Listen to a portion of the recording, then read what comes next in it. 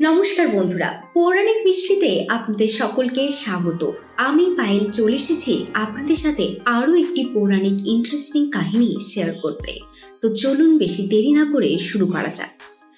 আচ্ছা, আপনারা কি কখনো ভেবে দেখেছেন ঠাকুরের ভোগে কেন পেঁয়াজ আর রসুন দেওয়া হয় না? আজ আমি আপনাদের সঙ্গে শেয়ার করব এর পিছনের পৌরাণিক কাহিনী আর কিছু ইন্টারেস্টিং কারণ। তো চলুন বেশি দেরি না করে শুরু করা যাক। প্রথমেই বলে রাখা ভালো, আমি এই কাহিনীটিকে কিছু পার্টে ভাগ করেছি।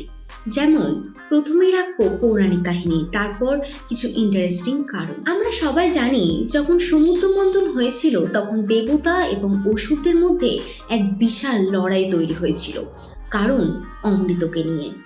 সেই অমৃতকে নিয়ে লড়াই আটকাতে ভগবান বিষ্ণু এক রমণী রূপে অসুরদের ভুলিয়ে রাখে এবং দেবতাদের অমৃত দান করতে থাকে।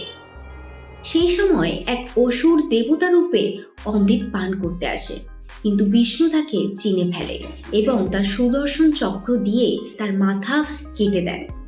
বলা হয় রাহুর এই দেহ থেকে যে রক্ত পড়েছিল সেই থেকেই পেঁয়াজ আর রসুনের উৎপত্তি হয়, তাই এগুলোকে ধরা হয় আসুরিক বা অশুদ্ধ খাবার হিসেবে। আপনাদেরকে যেটা বলবো সেটা খুব ইন্টারেস্টিং পার্ট।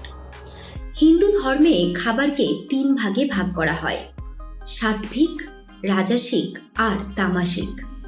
সাত্বিক খাবার হলো শান্ত আর পবিত্র, যা ঠাকুরের জন্য একদম পারফেক্ট, বা ঠাকুরের সেবার জন্য সেই সময় ঠাকুরের সেবকের এই খাবারগুলি পান করা উচিত বা গ্রহণ করা উচিত।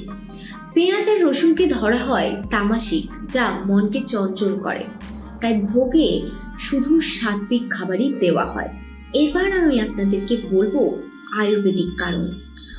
আয়ুর্বেদাতে বলা হয় পেঁয়াজ আর রসুন শরীরে হিট স্টিমুলেশন বাড়ায়, যা ধ্যান আর মনের শান্তির জন্য একদমই ভালো না।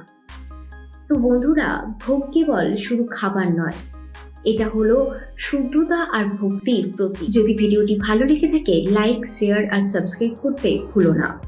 এরকম আরও কিছু ইন্টারেস্টিং পৌরাণিক কাহিনী জানতে হলে আমাদের সাথে থাকুন। ধন্যবাদ।